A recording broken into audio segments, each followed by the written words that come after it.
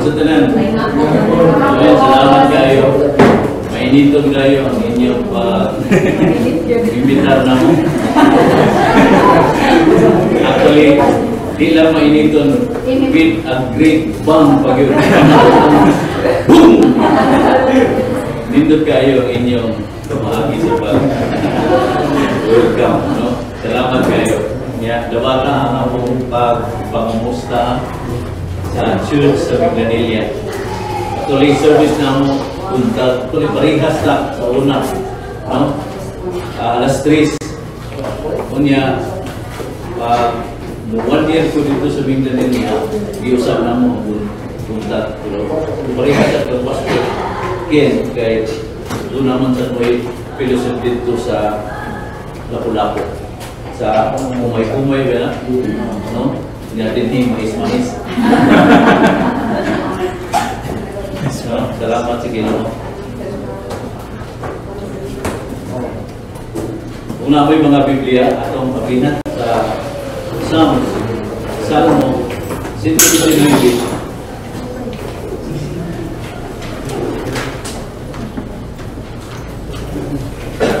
Salmo 119, versikulo 81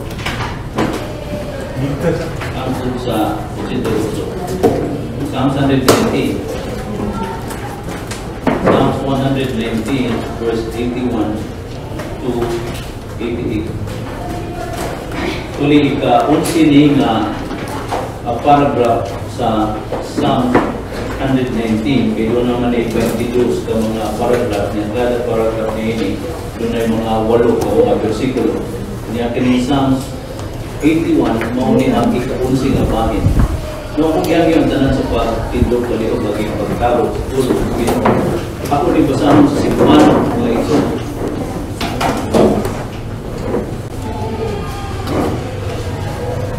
Nag-ingon din eh. Tamdi lang sa inyong sasagat ng mga Biblia. Naugtas na ako sa pagpaabot, naluwason mo ako. Naglaon ako sa iyong pulo. Ikakuya na ang akong mga mata sa pagpaabot sa iyong isaan. Namutana ako, kanus amo ba ako kabangin. Nahimo akong sama sa walay bili nga biya, nga panin, na sudlanan sa bino. Apan wala ko kalimti ang imong mga sugo. Hangtod kanus ang matapos ang akong pagpaabot. Kanus apabanimo siluti kadtong mga naglutos kanako. Ang mga mapahitason nga wala magtuman sa imong balaod. Nagkalot og mga gahong aron paglitad kanako. Kasaligan ang tanan mong mga sugo. Gilutos ako sa mga tao, pinaagi sa mga baka.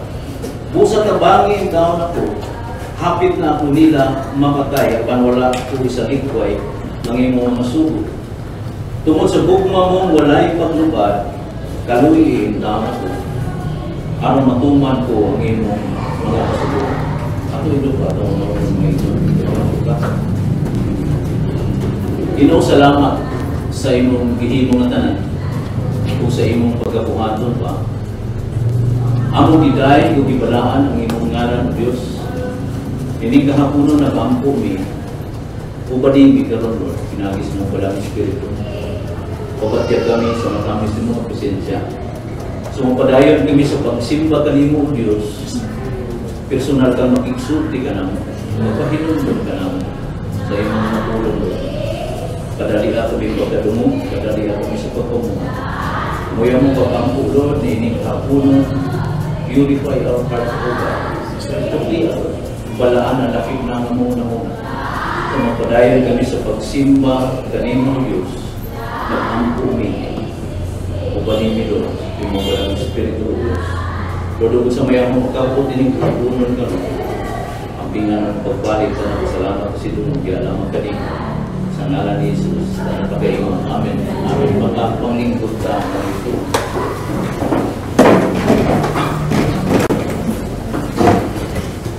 Ini nga lugar sa Pasir, mga Isunod.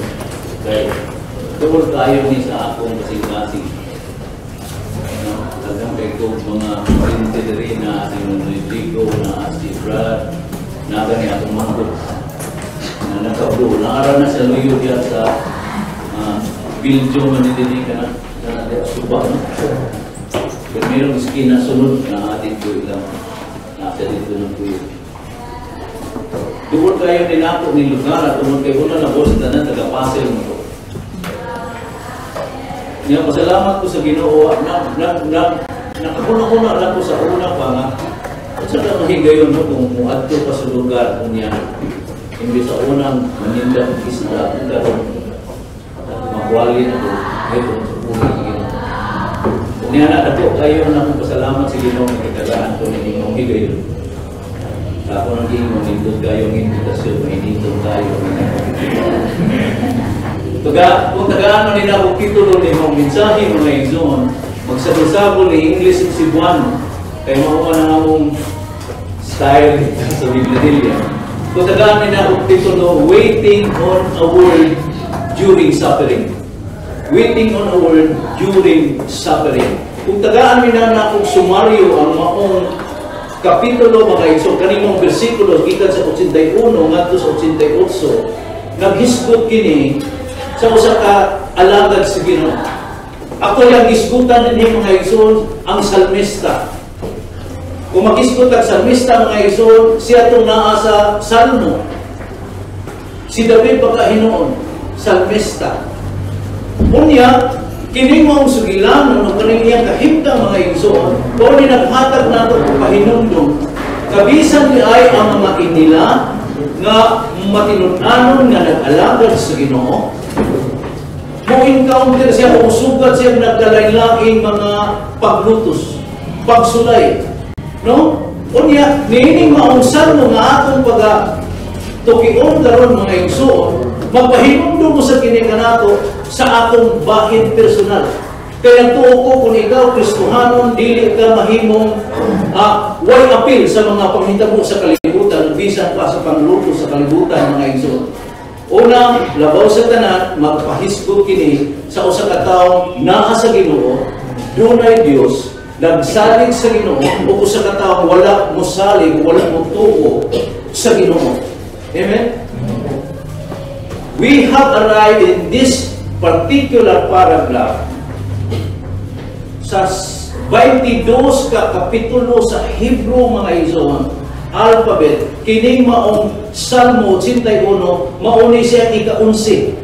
Unya, kining maong ika-11 mga igsoon sa Hebrew alphabet, gitawag ni Kaf, K-E-P-H.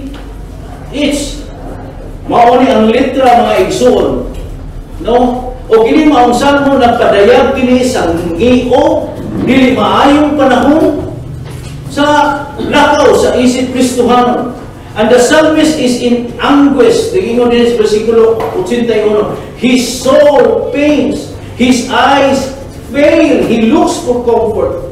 He is persecuted. The proud has set their traps for him. He is abused, and he almost died. Stars do shines out in the night. And the last verse, kini katapusang bersikulo, naghatag niya saan mga igsoon na dunay umaabot na ugma. Dunay nindot na ugma. Even in the midst of darkness and despair, he continues to seek God's word and pray for revival, so that I may keep the testimony of your mouth, in verse 88 mga igsoon. Na tumuadto ta mga igsoon sa suwat ni Juan, kapitulo 16, versikulo 31, naghisgot ni mga igsoon, nagingon niya, verse 33, John 16:33, mga igsoon, akong basahan sa NASB, mga igsoon, ingon din na, these things I have spoken to you, so that in me you may have peace. In the world you have tribulation, but take courage, I have overcome the world. Sa ato pa, nini mga igsoon sa nahitabo sa salmista, sa daan na tugon, o sa dinhi sa bagong tugon mga igsoon, doon ay contrast, di ba? O dinhi gipahibaw ta mga igsoon, nga ang panghitabo natural sa tao, nga nag-alagad sa Ginoo, dunay mga kalisdanan, dunay mga problema, mga iso, dunay mga butang nga naglutos kaniya. Sa salmista nini gipakita usab kanato nga mauusab kini ang atong sinatian. Nagingon nini, these things I have spoken to you, so that in me you may have peace. In the world you have tribulation, but take courage, I have overcome the world. Usa kini kahaog ug nindot kaayong pamalandungan tungod kay dunay Dios ug Ginoo nga nagmadaugot. Amen. Amen. Kung nga ikaw nga anak sa Dios, nagtuo ko magmadaugot sa kita. The trust of the Psalms will become more cheerful after this stanza. But let these verses make us aware that even the most eminent servant of God, inila, ligon, kani gitaw na doon tayo gitawag heroes of faith. Hinupluman nato mga ison, kani gitawag og heroes of faith. Wala na sila mahimong heroes of faith, og dagko kayo lang pagtuo, kung ako'y dagko kayo mga pagsulain. Kasi nabian sa kinabuhi mga ison na mamahimo, mapulag siya ato sa Ginoo. Let these verses make us aware that even the most eminent servant of God are persecuted by the ungodly. It is no strange thing when godly encounter persecution by those who refuse to yield to God and His Word. And may the understanding that God was brought His godly servant before us through dreaded persecution, minister comfort and encouragement to us in our own tribulation. Ang gisgutan sa salmista dinhi sa versikulo 81 ngadto sa 88 mga ison, dunay 3 key points of Psalms 119 verse 81 to 83. First, waiting on a word. Waiting on a word, verse 81 to 83. Second, dire need for a word, 84 to 86. Ang ikatulo, impart and reviving word, 87 to 88. Verse 81. Open with the theme of suffering and longing for divine intervention. Nag-ingon ang salmista din 81, my soul languishes for your salvation. I wait for your word. Sa ato pa, naglaong ko sa imong mga pulong. Sa Cebuano pa, mga igsoon sa verse 81, akong balik ko nagbasa, tuguti ko sa pagbasa nini, pagbalik mga igsoon, nag-ingon din verse 81. Nag-ingon siya, naugtas. Grabe yung mga Cebuano. Naugtas na ako sa pagpaabot na luwason mo ako. Kinilang pulong nga mga igsoon na itong masartan ang salmista din, dili maayo ang iyang kahimtang. Amen? Amen. Isa, naugtas ako sa pagpaabot na luwason mo ako. The hour is urgent. The crisis is clear. The need is great. The psalmist cry out that his soul is ready to fail while waiting for God. Waiting for God's word to fulfill. The things that causes him not to give up is his hope. Kung doon na may usa ka butang na gihuptan sa salmista mga igsoon, una na po sa tanan, doon na sa Diyos o Ginoo nga iyang gilauman. Doon na sa Diyos o Ginoo nga iyang kakabang. Doon na sa Diyos o Ginoo nga iyang kanuulan. Doon na sa Diyos o Ginoo nga iyang masapit. When God seems absent and the darkness stalks us, we still have the light of His promises to us. Amen? Amen. Natuo ko mga igsoon, matagusan na ito, doon ay saan ang Ginoo sa akong kinabuhi. O siya nga Diyos o Ginoo nga nagsaan nini, iya nang gitagaan o katumanan. Kung doon sa may saad kanimo karon sa Ginoo, paabuta kay mo abot yun na. The salvation and comfort of God's people are secured to us by the word. Dinhi sa iyang pulong, dinhi sa iyang mga saad, siguro, which will certainly be fulfilled in its season. Doon gyoy timing ang Ginoo, o ang timing sa Ginoo hapon ug sakto. Hinumdumi ang Ginoo, dili gyud siya maawahi. Bisag naa pagkasilit na tayo, hapit na tayo, hindi gyud maawahi ang Ginoo. In verse 82, the psalmist anguish is well represented in verse 82. My eyes fail with longing for your word, while I say, when will you comfort me? Gikapuyan na ang akong mga mata sa pagpaabot sa imong gisaan. Namutahan na ako, kanus na ba ako? Ito, tabangi. Makarelate na? Kana makasugata, makasinati ta, problema, pasulay, hilabihan, kabuktat, mga balatian, mga kalisdanan, mga kakulangon, mga kawaton, mga sama sa salmista ninyo siya, di kapuya na ako ang akong mga mata sa pagpaabot sa imong gisaan. Namutahan na ako, kanus ano ba ako tabangi? He longs for help from heaven. Nangandoy siya o pagpakitabang gikan sa langit. Kung kabanta din ang iyang pagpangandoy sa tabang gikan sa Ginoo, wa sa mangitag tabang gikan sa gawas sa Ginoo. Amen?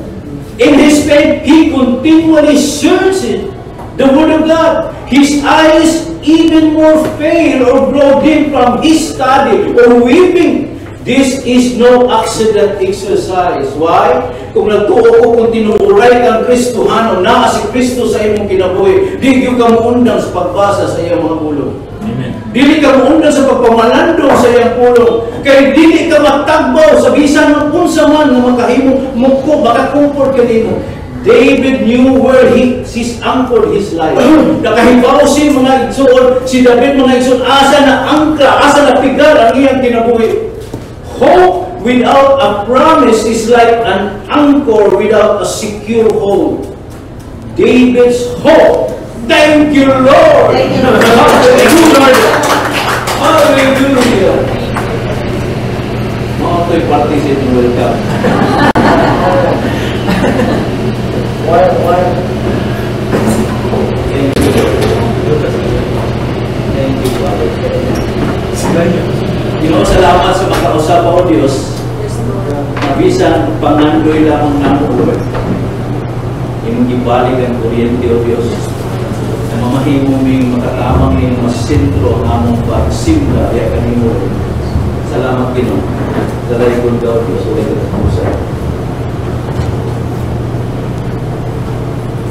He longs for help from heaven. Nagandun siya pakitabang gikan sa langit. In his pain, he continually searches the Word of God. No?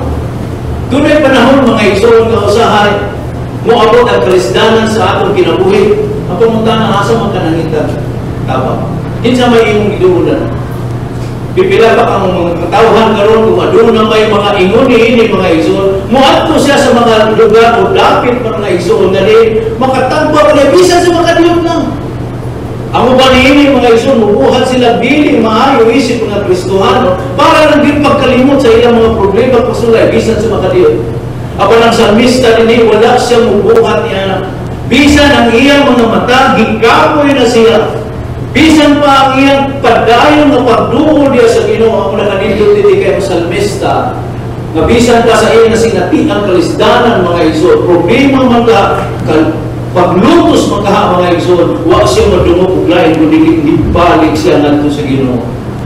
David knew where he anchored his life ship.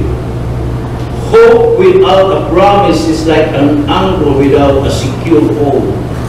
David's hope is fixed upon the divine Word of God. Pangutana, where is your hope, please? Asa manimo ibutang ang imong paglaho. Blessed are the eyes that are strained in searching after God. The eyes of the Lord will see to it that such eyes do not actually fail. Amen? Ipaniguro na sa Ginoo mga igsoon. Sa Cebuano ba, bulahan ang mga mata nga napiyong sa pagpangita sa Ginoo. Bulahan kuno ang mga mata nga napiyong sa pagpangita sa Ginoo. So, ano mo pagkakita kung napiyong ba? Dili? Dili, no? Ang ipasabot din yung mga Igsoon, nagpadayon siya sa pagkakangyo ng ampot siya sa Ginoo. Amen? Binuon siya sa Ginoo niya sa mga pag-ampo. The eyes of the Lord will see to it that such eyes do not actually fail. In verse 83, mga Igsoon, David begs God in verse 83 to make haste to come in because of his life-sucking affliction. Though I have become like a wineskin in the smoke, I do not forget your statute. Ingon din mga Igsoon sa Cebuano, nahimo akong sama sa walay biling nga biya nga palit nga sunanan sa bino apan wala ko kalimti ang imong mga sugo. Ang wineskin din mga Igsoon palit ni sa mananap. Unya ilang gi-preserve mga Igsoon ang palit hangtod gibutangan nila mainom. Ang gisbutan nila gibutang nila din sa wineskin mga Igsoon bino. Gibutang nila dito ang bino. The psalmist is using him as simile. Ang simile mga Igsoon, the word simile is a figure of speech involving the comparison of one thing to another thing of a different kind, used to make a description more emphatic or vivid. No? Pananglitan, kanang as brave as a lion, or fast like a crazy like fox. The psalmist is using simile, describing himself as a wineskin in smoke. Gipasabot ka din mga Igsoon, nag-hisgot niya sa kahintang niya. This means that he was being weakened.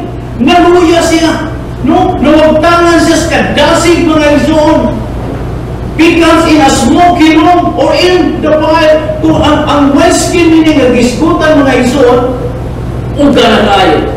Kanang palit mga Igsoon, kung grabe ang pag-uga, mangliki na. Unya, tungod sa kainit mga Igsoon, muikong na siya mga Igsoon. Matod pa ni Charles Spurgeon, niingon siya, though this illustration speaks about the difficult nature of the psalmist's trial, it also speaks to the character of the trial. Paminawa ko, our trials are smoke. Matod kami. Ang atong mga pagsulay, mga Igsoon, sama raming asok. No? Matod pa niya, but not fire.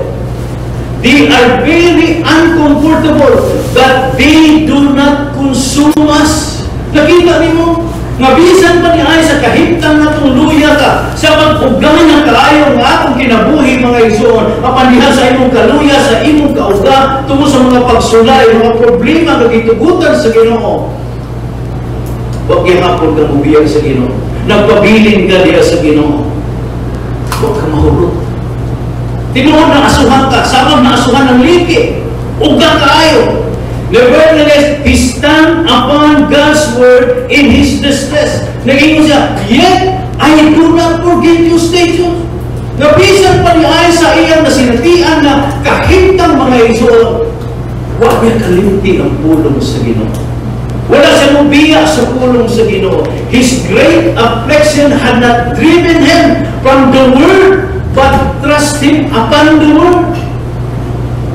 Ang pulong sa Ginoo mga Igsoon sa diyan nakasinati siya kalisdanan, lisod mga Igsoon, unsa man kahimtang niya, wala siya mubiya sa pulong sa Ginoo. Galing ang iyang kahimtang nga iyang nasinatian, mauni nagtukmod kaniya nga makapadayon siya diha sa pulong sa Ginoo. Remember, in our pain, God's promises often becomes more real. Amen? Amen. Diha sa atong mga kalisdanan, no, nagitugutan sa Ginoo mga Igsoon, nahimo ning tinuod. Nahimo ning tinuod. No matter how dark the hour, the future is our friend. Bisa kung sa man imong kahimtang karon, no? Pero kaya imong kalisdanan tanan karon mga igsoon, dunay pagbuot ang Ginoo niya na. Nga moabot na diha kanimo, dunay pagtugot niya na. Una na po sa tanan, gusto sa Ginoo nga mudukol ka pa kaniya. Pwede ba na akong ingnon nga gimingaw na gid ang Ginoo nito? Amen? Ang hugma mga igsoon, atong higala. Why? Because Jesus is our Lord. It is always too soon to quit on the Lord. Amen. First, waiting on a word. Second, need for a word. Kinahanglan. Ikinahanglan diri ang usa ka pulong. Need for a word. David, debilitating ang iyang kahimtang din mga igsoon, hilabihan kaluyan niya. Condition causes him to wonder if he will make it. Ang iyang kondisyon na gibati niya mga igsoon, nabungahon na siya, makalahukay ba ako? Makaabot ba ka ako sa finish line? Kung makaabot man ko, unsa mo ko kalibot na makaabot sa finish line. Tingaliluya na tayo ko. He knows, he won't. If his persecution lasts much longer, nakahibaw siya na kung ang iyang kahimtang, ang iyang singatian karon, kung magpadayon ni, siya mo, namadili ko kapadayon ni. So, he asked how it long. Namuntahan na siya, unsa ni kataas.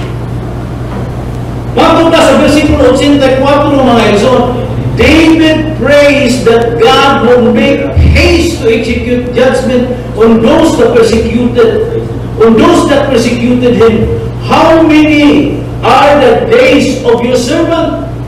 When will you execute judgment on those who persecute me? Sa simpulan ng mga igsoon, hangtod kalus matapos ang akong pagpaabot. Sa ako pa nagpaabot siya. Namutang na siya. In this translation mga igsoon, never take your own revenge. Di ba? Kama, kung yung sunod niya, beloved. Ikaw ni. Never take your own revenge, beloved, but leave room for the wrath of God, for it is written, vengeance is mine, I will repay, says the Lord. Mga igsoon, makasinati man tani ni, puro kung ikaw Kristohanon, itugyan na sa Ginoo. Pasagdi ang Ginoo mamoy mamuhat. Why? Malingaw ka. Basta ang Ginoo na mamuhat. Amen? Amen? What man has done to him, there is a day coming, a terrible day when God will execute judgment on all the proud persecutors of His people. And in Jude chapter 1, kay Jude, wa man ay usa ra magina kapitulo mga igsoon, Jude 14 to 15 tanawa. It was also about this man that Enoch in the seventh generation from Adam prophesied, saying, behold, the Lord came with many thousands of His holy ones. In verse 15, to execute judgment upon all. Why not? You see, and to convict all the ungodly of all their ungodly deeds which they have done in ungodly way, and all of that harsh thing which ungodly sinners have spoken against Him. Do not agree. Mo paabot na paghukom mga igsoon. Hukman na gyapon sa Ginoo. How many are the days of your servant? Mao ni ang pangutana. When will you execute judgment on those who persecuted me? Hear the sense of weakness, lead the psalmist to despair. Kadinhi mga igsoon, mao ni ang nasinatian sa psalmista dinhi mga igsoon sa iyang pagpangutana hangtod man kanusa pila man ka adlaw pa. Sama ang psalmista dinhi mga igsoon, sama nawat ana siya og paglaom that God would execute judgment against those who persecuted him. And in verse 84, mga igsoon, is one of the few verses in the psalm that does not specifically mention God's word. Matod pa ni David Kuchik, mga igsoon, nangin siya, the context lead us to feel that personal weakness and a sense of injustice have led the psalmist to such distraction and despair that he has lost focus on the word of God. And in verse 85, declares that the proud are those who live in disagreement of the law of God. Ang mga garbuhon, sukwahi, dili mao ang ilang pagkinabuhi, mga igsoon. Wala sila ma-agree o diha sa kasuguan o lagda o pulong sa Ginoo. The arrogant have a dug pits for me, men who are not in accord with your law. Ganit nagbuhat sila, mga igsoon, kahon. Nag-count sila. The trap set for the psalmist were in fact directly against the law of God. Sukwahin ni, dili ni sama o batok ni, wala ni mahuwiyon sa pulo o lagda sa Ginoo. Nahisupak ni sa kasubuan ni atong panahon na. In Exodus 21, mga igsoon, doon ay klaro kayong gisulti niini. Exodus 21, 33 to 34, nag-ingon niya, if a man opens a pit or digs a pit and does not cover it over, and an ox or a donkey falls into it, verse 34, the owner of the pit shall make restitution. He shall give money to his owner, and the dead animal shall become his. Nakita niyo din mga igsoon, gives the principle that a man is responsible for the damage when he digs a pit. Siya mo'y responsable. And his enemies, like the hunters, mura sila mga ngayang. Mura sila nakita ang mga mananap na ilang mabiktima, ilang madakpan mga igsoon, o diniyang salmista, sama sila o mananap na gusto nilang kuhaon, dakpon, o baka patyon. They were deliberate in their design against him, and what they did was with malice intent. Ang ilang pag-atake mga igsoon are not the execution of divine justice or illegal action were not according to God's law. Sukwahin. The manner of taking wild beasts was by digging pits and covering them over with thorn, upon which when the beast stood, he falls into the pit and was there confined, taken, matod pa ni Paul, mga igsoon. And in verse 86, the promise attached to God's commandments are certain. Ang saad sa Ginoo, dinhin sa iyang mga pulong, sa iyang mga labda, mga igsoon, siguro. In verse 86 declares, all your commandments are faithful. Amen? All your commandments are faithful. They have persecuted me with a lie. Help me. Natuo ko, mga igsoon, sa imong pagtanaw karon sa imong Biblia, makuha gid ni mong pulong, help me. Kay mahog na kita. Amen? Kanunay tang magpakitabang sa Ginoo. Kanunay tang nangayog tabang sa Ginoo. Sama sa salmista din mga igsoon na yun siya, all your commandments are faithful. Ang tanan nimong labda, ang tanan nimong kasuguan, matinud-anon, they have persecuted me with a lie. Help me. God's word is faithful. Amen? God's word is trustworthy. Amen? Ang pulong sa Ginoo, kasaligan, matinud-anon, o tinuod. Since it is faithful, it demands our faithfulness also so that we might become faithful. Amen? Kay kanunay kang nagtutok sa usa ka tawo, mga igsoon, kanunay kang nagbantay sa iyang binuhatan, kalabanan, walang kakahibaw, kanang tao nga imong gitutukan, nagsiki kag bantay niya, walang kakabantay ng imong ibuhat. Mauna dahil po ang iyang ibuhat. Amen? Nangupiyang kayo. Ang Diyos o Ginoo ang imong tanang tutukan. Ang Diyos o Ginoo ang matinunan, nagtuo kung mausap kita. Refusing to adhere to God's standard, the arrogant use a lie. Possible public accusation or slander to heap more wood in these fiery trials. Ang iyong pagkampo, mga igsoon, simple yung yan, nagtuo susama sa atong pagkampo. Dinumutabang. Tabangi ko. Help me. Help me in my troubles that I may bear them patiently as I should. Nagtuo ko, mga igsoon, sa panahon na maabot na itong kalisdanan, problema, tanang klase, mga igsoon, na maghatag ni mong kabukat o muhatod ka na ito, na maluya ka. Masama, mawagtangan at tagana, mga igsoon. Dulo na itong ginugino, tamang din ako ni kaya. Tabangi ko, Lord. Help me still, hold fast and integrity. In due time, help me out of my trouble. Nagtuo ko, do na good tubag ang Ginoo. Amen? There is nothing as dependable as God's word. He has promised to rescue His persecuted people. Amen? So when He attacked by lying accusers, we can confidently use the golden prayer. Help me. Help me. Note that the psalmist does not take matters into his own hand. Wa niya gibutang ang iyang pagpanimaos diha sa iyang kaugalingong kamot. Iyang gidala niya to sa Ginoo. Iyang nagisulti dito sa Ginoo.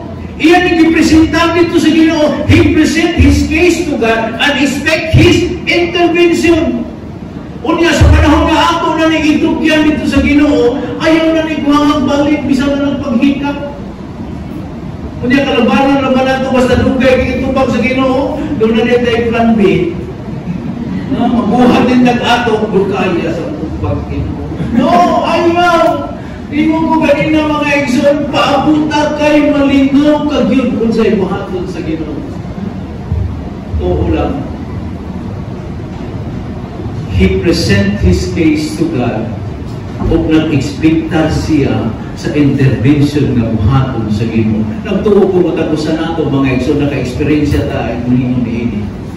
Like Jesus on the cross, He trust Him in His hour of agony.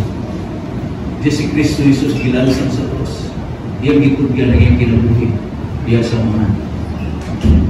First, waiting on a word. Second, dire need for a word.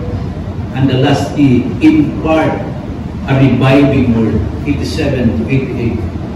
Verse 87, now the psalmist assert that though his enemies almost consume him, he had not forsaken God's law.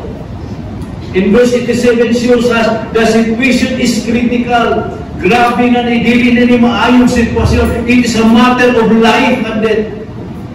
They almost destroy me on earth. But as for me, I did not forsake your precept. Nga nakanindot sa salmista din mga igsoon, nga bisan pa sa iyang nasinatiang kalisdanan, kalisod, kapait baka mga igsoon, kung saan nga mahimong dili maayo ang iyang kahimtang mga igsoon. Umato pa niya, they almost destroy me on earth. But as for me, alam ka na ko, I did not forsake. Na dili na ko undamon, kung dili magpadayon ko diha sa imong mga pulong. Kay imong pulong dunay kinabuhi, ang imong pulong dunay kaluwasan, ang imong pulong managhatag ka na kong kaligod, giyaw tapang sa akong kinabuhi. They carried under design against him so far that they had almost removed him from the earth. They believed the right in the land that supersede his right, but the bush, nahinumdum mo mga igsoon si Moses, na ay sampilit dito nga nagdilaap. Amen? Unya, bisan pag nagdilaap ni mga igsoon, naugdaw ako ng sampilit, walang mga igsoon. Walang maugdaw. Why? Christ is worth everything and therefore worth suffering for. Doon ay daghang mga paglutos, pag-antos mga igsoon na hinatag sa kalibutan. Nga mahimong maatong ma-experience yan mientras buhi pa ta. Apan kung pag-antos bang atong hisgutan, paglutos man tungod sa imong pagsunod sa Ginoo, nindot na ang klase ng paglutos. Kay Diyos o Ginoo ang imong giubanan. Diyos o Ginoo ang imong gibuhatan. Nakaambit ka sa na-experiensyahan sa Ginoo. Amen ba? Mauni nindot ka klase sa paglutos mga isong tungod kay dili ni sa kalimutan, kundi nahitabo ni tungod sa imong pagsunod sa Ginoo. Even under such severe stress, he remained true to God's word. Mauni ang salmista, kahit ang salmista, grabe ang iyang gibati, mga tanan na lang niabot kaniya, hangtod sa iyang kinabuhi, o Kristo pa ni siya din kinabuhi o kamatayon. He did not forsake God, praise God. Wala siya muundang, kundi inayunda ang panghitabo, o ay magtupod kaniya pahilayo sa Ginoo. Nagili na siya mabasa sa pulong sa Ginoo. Nagili na siya padayon sa pagsunod sa Ginoo. Kundi ang nakitabo sa salmista nini, bisan pa sa iyang nasinatihan, wala siya mabiyak. Nagpadayon siya nga nagsandi o naglahom diya sa pulong sa Ginoo. Their aim was to frighten him from the ways of God, but they did not prevail. Inong dumi mga igsoon sa Ginoo, dumaan niyo mong kadaugan. Amen ba? Naan niyo mong kadaugan. David would soon forsake all that was dear to him in this world that forsake the word of God. He would sooner lose his life than forsake the duty of doing the will of God. And in verse 88, the last verse, he knows his need for fresh grace so that he might not soften.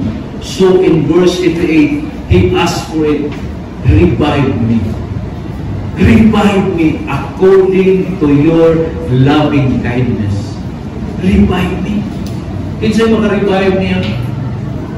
Ang Ginoo. Tanan ang Ginoo. So that I may keep the testimony of your mouth. Ang Ginoo may mag-revive niya. And in verse 25 of Psalms 119, nag-isgot na, restore life to me. Ang verse 25 of Psalms 119, nag-ingon niya, my soul cleaves to the dust. Revive me according to your word. We cannot proceed nor persevere in the everlasting way unless God revives us by renewing the life He put into us. We are therefore here taught to depend upon the grace of God.